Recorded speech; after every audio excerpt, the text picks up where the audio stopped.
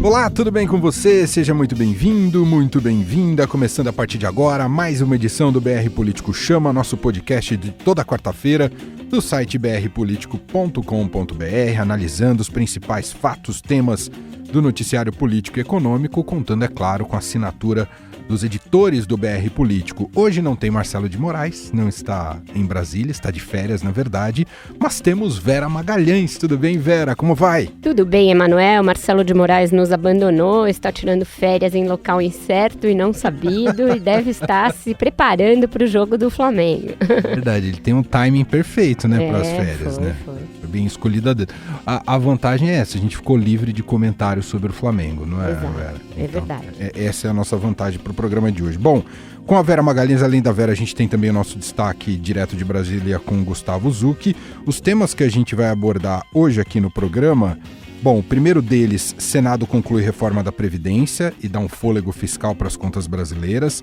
E aí a gente vai analisar quem sai vitorioso politicamente e quais são os próximos passos na economia brasileira.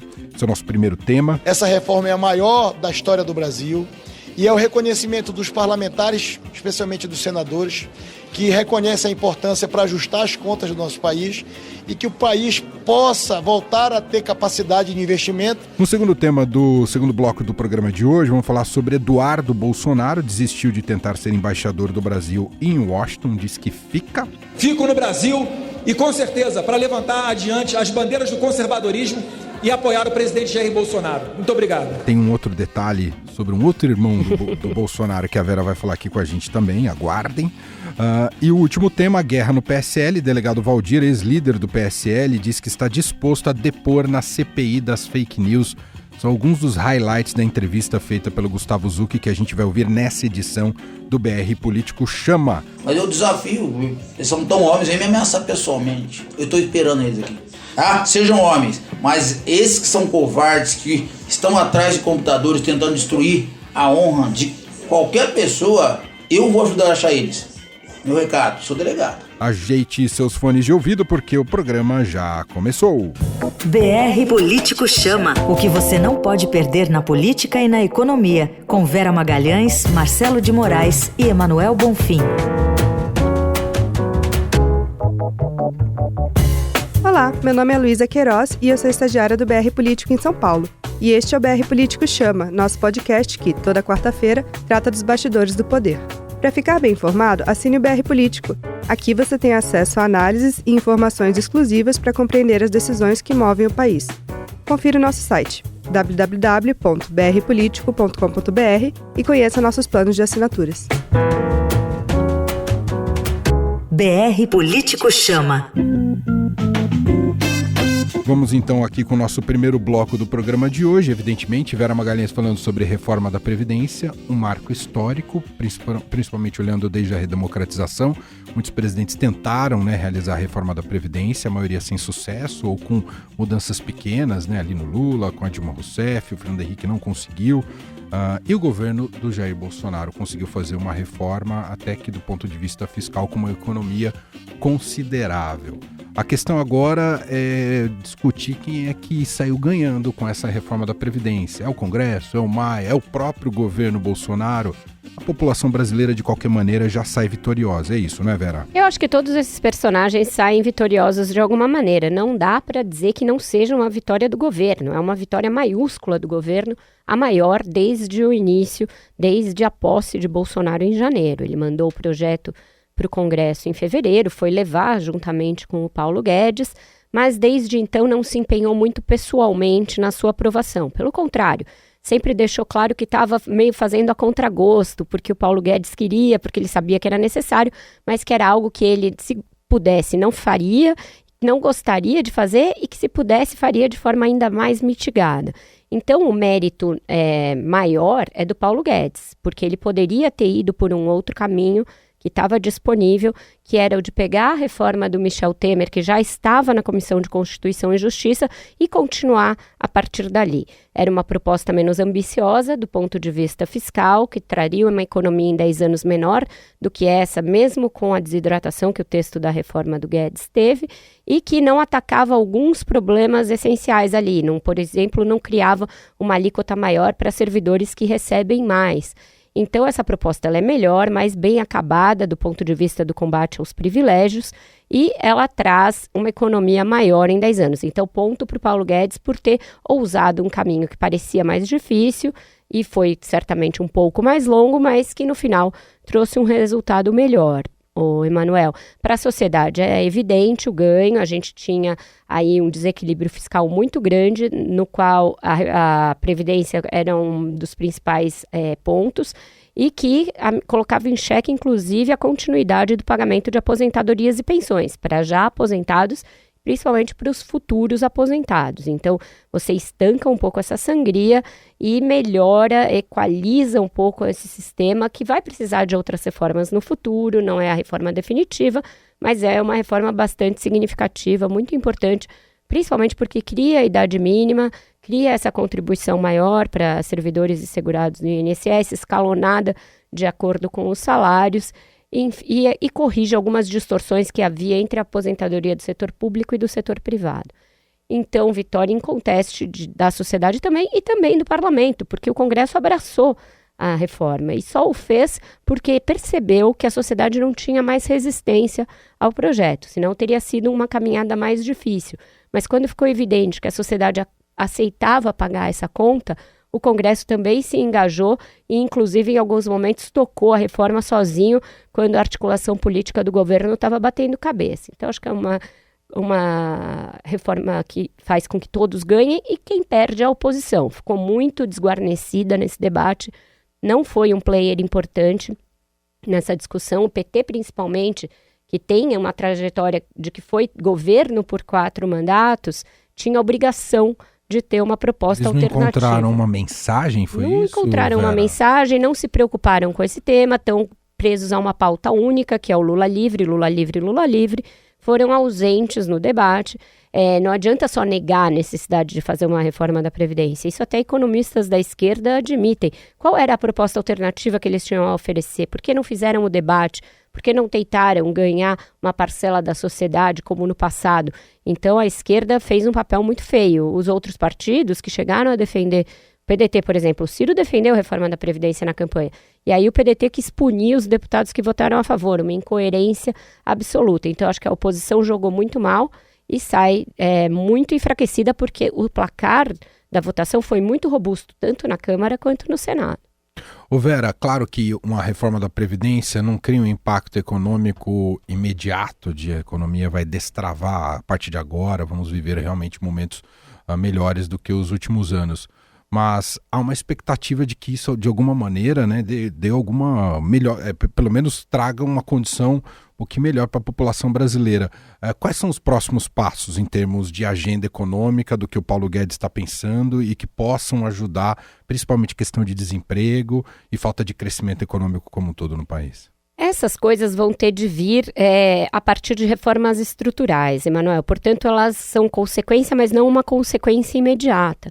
E são necessárias outras reformas estruturais além da Previdência. O nosso sistema tributário é totalmente caótico, a gente tem uma carga tributária elevada, tem uma dificuldade de compreensão do sistema, tem impostos que se sobrepõem, impostos que acabam onerando demais a produção e, portanto, que oneram a criação de emprego. Então, precisava uma racionalização do nosso sistema tributário. Mas é uma reforma muito difícil de fazer, porque, ao mesmo tempo, você tem que conciliar interesses de empresários, de exportadores, de estados que importam, de estados que exportam, estados que produzem, cada um com a sua própria questão fiscal, com o seu próprio regime fiscal. Então, é uma reforma muito intrincada, na qual o governo entrou muito mal. O governo entrou com uma proposta que tinha como chave a criação de um imposto sobre pagamentos, com uma contribuição sobre pagamentos. O presidente Jair Bolsonaro vetou essa possibilidade e não havia nada para pôr no lugar. Então parece ser uma reforma que está mais atrasada e mais enrolada para sair. Tem uma outra que também ataca a questão do gasto público, que é a reforma administrativa, que deve mexer de alguma maneira na estabilidade dos servidores, na regra para reajustes de servidores, de contratação. Então essa é também difícil porque ela enfrenta um lobby contrário por parte do funcionalismo público, mas ela é mais fácil porque ela não tem tantas variáveis quanto a reforma da Previdência.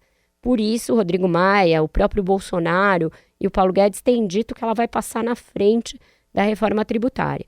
E além dessas duas, tem outras medidas mais emergenciais que podem trazer algum alento aí para as contas públicas de um lado e para a economia de outro. No aspecto das contas, tem uma PEC emergencial, que essa deve ser votada ainda esse ano, para tentar criar gatilhos que impeçam que o presidente infrinja a regra de ouro da lei de responsabilidade fiscal ou que quebre o teto de gastos. Então essa é uma que deve sair ainda esse ano e para que saia vai ser necessário que o governo se organize o PSL, porque não dá para votar uma emenda constitucional na Câmara com essa bagunça.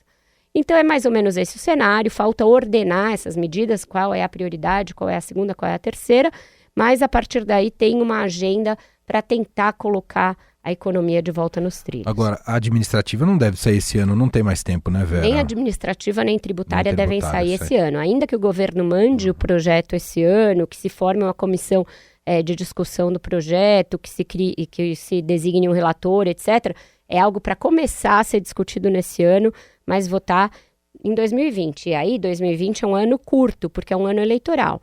Então, tem que resolver qualquer pendência e, principalmente, qualquer proposta de emenda à Constituição no primeiro semestre. Que, senão, no segundo, está cada um na sua base, fazendo campanha e já não se vota também mais nada. Muito bem. Assim a gente encerra esse primeiro bloco do BR Político Chama, nosso podcast aqui do brpolitico.com.br, hoje com Vera Magalhães, aqui comigo diretamente de São Paulo. Vamos ao nosso segundo tema de hoje, e que envolvem os irmãos aí, filhos do presidente Jair Bolsonaro. Começar falando sobre o deputado federal Eduardo Bolsonaro. Desistiu nesta terça-feira da indicação para assumir a Embaixada do Brasil em Washington. Havia, como a gente sabe, uma resistência ao nome dele no Senado. Fora isso, tem o contexto da crise do partido também. Ele disse que fica no país para defender a pauta conservadora e o governo do pai. Ele tentou dar uma saída honrosa para uma derrota evidente. É isso, Vera? Você usou a mesma expressão que eu usei num post no BRP, Emanuel, saída honrosa. Era evidente que ele não tinha os votos necessários no Senado, tanto é que o presidente não chegou a formalizar essa indicação para o Senado. Ele formalizou junto ao governo americano, mas não junto ao Senado. Isso está desde julho rolando. Eu estava de férias quando surgiu essa notícia bastante intempestiva e bastante bizarra de que o presidente ia indicar o próprio filho para o principal posto diplomático do Brasil no exterior. E desde então se passaram todos esses meses sem que o presidente e o filho tivessem conseguido construir uma maioria. Pelo contrário, foram acontecendo algumas coisas que foram atrapalhando a constituição dessa maioria. Então, chegou a reforma da Previdência no Senado e era difícil conciliar duas votações tão polêmicas. Depois teve a indicação do Augusto Aras, que também tomou os senadores ali. Teve toda aquela briga sobre a CPI da Lava Toga, que opôs o outro filho do presidente Flávio Bolsonaro a uma parte da bancada do próprio PSL, levou a defecções na bancada do PSL. Depois teve uma busca e apreensão sobre o líder do governo no Senado, Fernando Bezerra Coelho. Então, foram se estreitando os espaços, foram se criando novas animosidades que impediam que ele aumentasse o seu apoio, e ele, ao mesmo tempo, foi se mostrando muito inábil, né, para essa vaga, comprando brigas com chefes de estados. Na questão da Amazônia, ele próprio ofendeu Emmanuel Macron, aí também criou encrenca com alguns senadores do próprio partido. Enfim, se mostrou tudo menos um diplomata. Foi para frente da ONU fazer arminha com a mão em frente a uma escultura que era pela paz, ou seja, a gente já sabia que não tinha nenhum perfil para o cargo, isso ficou bastante evidente. Diante dessa dificuldade, essa história de ser líder do PSL na Câmara caiu como uma luva para dar justamente uma saída honrosa, ainda que isso ainda vá ser objeto de muita briga. Muitas listas. Muitas listas, deve vir lista para todo lado, mas pelo menos deu a ele esse discurso no qual ninguém acredita, né? Se você tem uma embaixada no exterior e o seu assunto é justamente relações internacionais, por que você vai preferir ficar como líder de um partido conflagrado na Câmara? É como você ir naquele foguetinho do Silvio Santos e falar, você quer ganhar uma bicicleta ou um pregador de roupa, sabe? Você troca a sua bicicleta por um pregador de roupa? Sim! É mais ou menos isso que ele fez, entendeu? Então ninguém engole essa história. Bom, a tendência é o Nestor Foster ser o próximo embaixador do Brasil em Washington, tudo indica para isso, Vera, pelo que vocês têm acompanhado? O nome foi dado pelo próprio Bolsonaro, né? O que também faz com que a tal desistência do filho fique meio engraçada, porque o pai já tinha dado até um outro nome. Ele já tinha negado o brinquedo pro filho. Filho, não vai dar para ganhar nesse Natal a bicicleta, porque o papai tá meio aqui apertado com as dívidas do boleto, então você ganha no próximo, né? No próximo Natal a gente volta a ver se dá para comprar a bicicleta. E aí o filho desistiu, mas tudo já tinha levado a crer que ele já tinha sido desistido antes, Emanuel. Agora a Vera Magalhães vai contar uma história aqui exclusiva do BR Político, porque ela foi bloqueada pelo presidente da República, Jair Bolsonaro, no Twitter. O que aconteceu, Vera Magalhães? De novo, estripulia dos filhos, Emanuel. Esse assunto dos filhos está muito candente, né? Já há algumas semanas. Tem muita discussão sobre como os filhos interferem no governo do pai, essa coisa do Eduardo Bolsonaro na embaixada, a coisa do Flávio Bolsonaro e a interdição da investigação sobre Fabrício Queiroz e principalmente a influência do Carlos Bolsonaro sobre o pai. Então, na terça-feira, diante da aprovação do texto base da reforma da Previdência, eu estava escrevendo a minha coluna para o Estadão, falei, deixa eu ver se o presidente tuitou alguma coisa a respeito da aprovação da reforma, ele que pouco fala desse assunto. Quando fui entrar no perfil do Jair Bolsonaro no Twitter, veio a mensagem, você está bloqueado e não pode ver os tweets de @Jair Bolsonaro. Falei, nossa, presidente da República... É uma conta institucional, bom a gente frisar, né, Vera? Com perfil oficial, no qual o presidente dá suas informações e faz os seus comunicados à nação.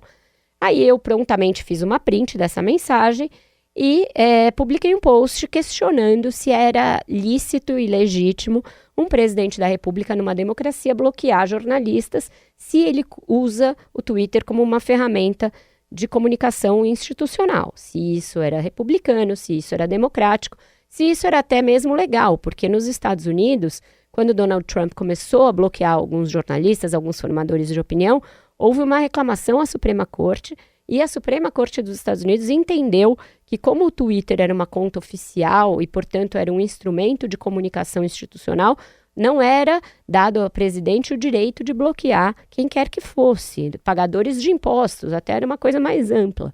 Então, eu fiz um post questionando tudo isso, e qual não foi minha surpresa quando a resposta veio de quem? Carlos Bolsonaro. Naquele seu linguajar peculiar, ele escreveu, aí, meu pai já te desbloqueou, e vários emojis de risadinha. Ou seja, o pai está no Japão, em mensagem oficial, e o filho ficou com a senha para ficar brincando no Twitter oficial do presidente, causando esse tipo de constrangimento. Também fez um outro tweet contra o general Santos Cruz, que ele pôs na conta dele e na do pai, ou seja, ele ainda replica o mesmo conteúdo nas duas contas para deixar muito claro, olha quem está falando. E eu fiz uma brincadeira, Emanuel. Lembra do filme Curtindo a Vida Adoidado? Sim. Lembra do clássico. Cameron, personagem de Curtindo a Vida Adoidado? Então, o Cameron é um amigo do Ferris e os pais dele viajam e ele fica com a Ferrari do pai. E eles saem pela cidade com a Ferrari do pai, apavorando, aloprando, e ele destrói o carro do papai. O Bolsonaro também viajou, o Carluxo ficou com o brinquedo, só que o brinquedo é o Twitter oficial da presidência e o estrago que ele está fazendo é semelhante ao que o Cameron fez na lataria da Ferrari. Que coisa impressionante, impressionante. Bom, assim a gente encerra com essa história de Vera Magalhães o segundo bloco de hoje aqui do BR Político Chama. E o terceiro bloco, que a gente já vai entrar a partir de agora, é o destaque de Gustavo Zucchi, repórter do BR Político em Brasília. Ele entrevistou o delegado Valdir. Olha só. Que é alguém que sempre é um frasista e ele é sempre muito ofensivo, né, nas suas declarações. E a gente vai acompanhar um pouco de como andam os ânimos de delegado Valdir depois de tudo que ocorreu. Ele foi destituído da liderança. Na verdade, ele acabou recuando, mas enfim, da liderança do PSL lá na Câmara, e ele não tá feliz da vida com a situação dele. Vamos ouvir o destaque de Gustavo Zucchi, direto de Brasília. Olá, Emanuel, olá, Vera, olá, ouvinte do BR Político Chama, tudo bem? A guerra civil no PSL aqui em Brasília está longe de terminar e o embate de listas para ver quem será o líder do partido na Câmara não deve ser a única frente de batalha. Eu conversei aqui com um dos protagonistas de toda a confusão, o deputado delegado Valdir, e ele não poupou ninguém do outro lado. Mais do que isso, ele prometeu aceitar o convite para depor na CPMI das fake news, um dos redutos mais hostis ao governo de Jair Bolsonaro no Congresso, e ajudar a expor o que ele chamou de rede de milícia virtual. Vamos ouvir. Estou à disposição da CPI da fake news e eu vou mostrar tudo que eu fui vítima, tá? Eu acho que o Brasil precisa desse esclarecimento, e até se a gente sabe que o próprio PT teve milícia virtual, o país precisa saber se na campanha do presidente Bolsonaro também houve milícia digital. Houve. Eu tenho certeza que houve, porque eu fui vítima nos últimos dias desse ataque virtual. E vou colocar à disposição, né, para que a CPI utilize minhas contas, minhas redes sociais totalmente amplas como base para qualquer investigação. Estou à disposição da CPI. Eu vou fazer questão, como delegado de polícia, de ajudar a CPI, a Polícia Federal, quem quer que seja, e como vítima que estou sendo, tá, no combate às milícias virtuais. Então eu acho que a tecnologia é espetacular, mas ela tem que ter ferramentas de controle. Ninguém, nem você jornalista, nem eu, nem qualquer cidadão pode ser vítima de um massacre virtual. Você tem que mudar sua vida, seu dia a dia, em razão da ação de quadrilhas, de organizações criminosas instaladas hoje em cada estado, instalada em cada estado da federação. Chovem ataques aqui, inclusive as minhas assessoras, mas eu desafio, eles são tão homens, vêm me ameaçar pessoalmente. Eu estou esperando eles aqui. Tá? Sejam homens, mas esses que são covardes, que estão atrás de computadores tentando destruir a honra de qualquer pessoa, eu vou ajudar a achar eles. Meu recado, sou delegado. E eu vou usar meus restantes de mandato para achar cada um que me atacou. E foram centenas, talvez milhares, mas eu vou atrás e vou destruir essa milícia virtual. O Brasil precisa disso. O delegado Valdir não deve ser o único desafeto da ala bolsonarista a ser convidado para depor na CPMI.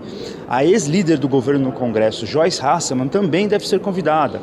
O deputado Alexandre Frota, ex-PSL, já teve o requerimento até mesmo aprovado para falar na comissão. Todos eles têm uma coisa em comum. Foram alvo dos filhos do presidente Jair Bolsonaro, Eduardo, Carlos e Flávio.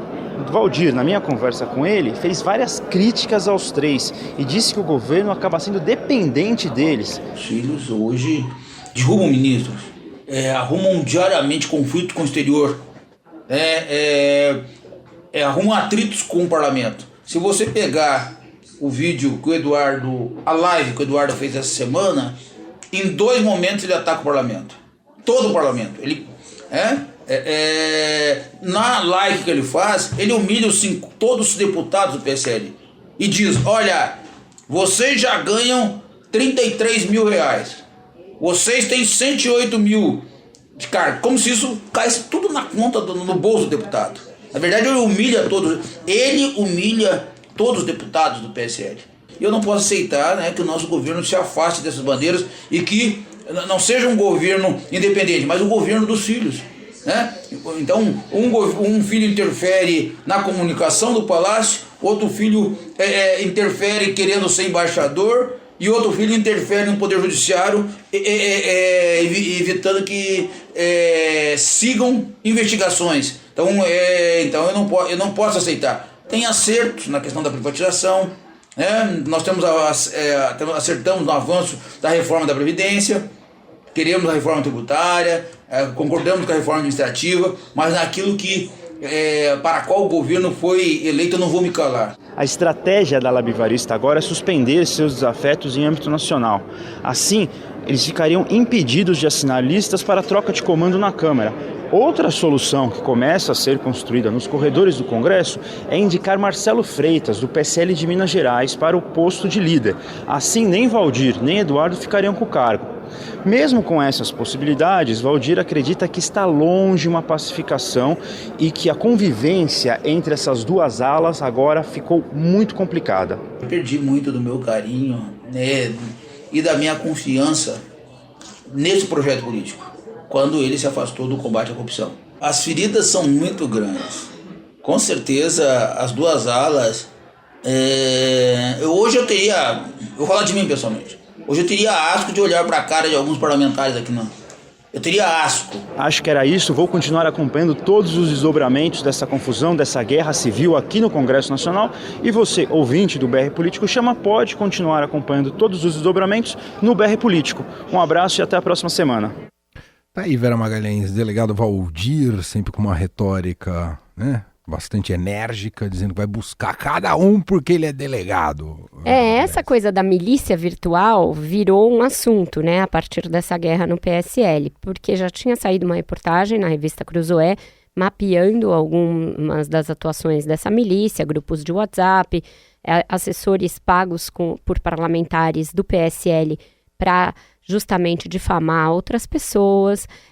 E aí, a partir da cisânia na bancada, os deputados ligados ao Luciano Bivar, que é o presidente do PSL, passaram a também acusar o presidente, seus filhos, assessores próximos, de fomentar essa milícia virtual. Então, a deputada Joyce Hasselmann falou disso, o próprio delegado Valdir, também o deputado Julian Lemos, que é alguém que está com o Bolsonaro desde os primórdios da sua pré-campanha, era assessor dele, coordenou sua campanha no Nordeste, mas brigou com os filhos logo na transição e hoje está rompido com essa ala.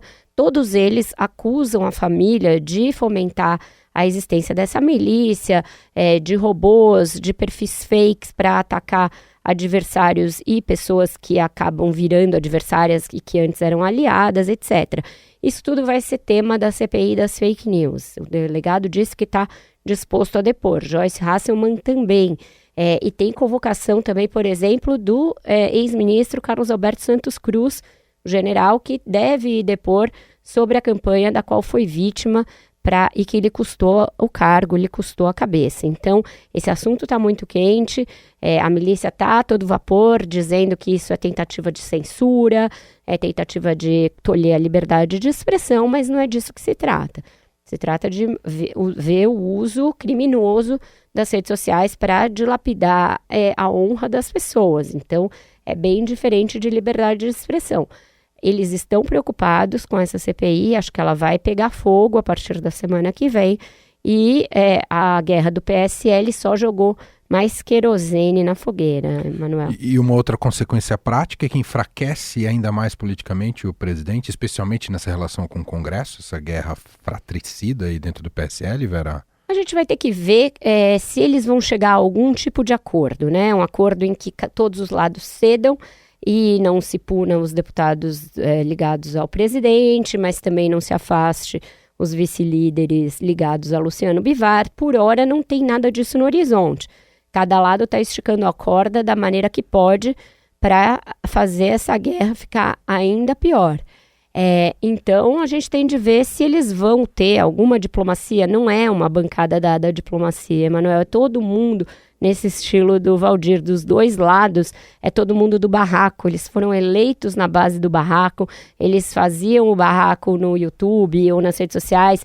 E isso lhes dava ibope, lhes dava audiência. E foi assim que foram eleitos. É assim que constroem os mandatos. Essa coisa de um lado gravar o outro é porque eles gravam tudo, eles fazem vídeo, Então, é um pessoal que não é forjado na política. Eles são forjados na rede social, na mitada, na lacração. E aí eles levam esse tipo de característica para os mandatos, e é uma combinação que não dá certo, porque política você precisa cumprir acordo, você precisa conversar uma coisa e garantir que ninguém vai vazar, e eles não têm esses tipos de acordo mínimo de convivência. Então eu acho que um acordo aí é muito difícil, são 52 deputados guerreando, era o maior partido de apoio ao Bolsonaro, o único que oficialmente apoiava, e agora virou esse balaio de gatos. Muito bem. Sensacional. Essa é Vera Magalhães, editora do BR Político, brpolitico.com.br. Sempre fica o convite para você estar lá junto com todas as produções noticiosas, jornalísticas do BR Político. Tem newsletter, tem as notícias do dia a dia analisadas pela Vera, pelo Marcelo de Moraes, que está de férias, mas enfim, faz parte do time editor também. Que mais? Tem também a nossa live de sexta-feira. Tem tudo isso, vai continuar mesmo nas férias do Marcelo, vai ser uma oportunidade para os nossos ouvintes e também quem nos assiste conhecer o resto da equipe do BRP. E semana que vem a gente vai adiar o nosso encontro aqui no BR Político Vera. Chama, é isso? Exato, a gente publica sempre esse podcast toda quarta-feira, no final da tarde. Excepcionalmente na semana que vem ele será publicado na quinta-feira. Quarta-feira tem um grande evento aqui do Estadão, que estamos todos envolvidos. Isso, Estadão New York Times, muito que vai gerar pauta, inclusive, né? Vai gerar pauta e a gente na quinta-feira faz o resumo da ópera. É isso aí, muito bem.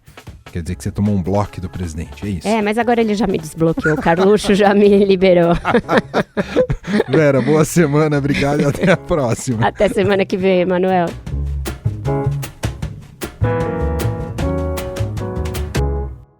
BR Político Chama. O que você não pode perder na política e na economia. Com Vera Magalhães, Marcelo de Moraes e Emanuel Bonfim.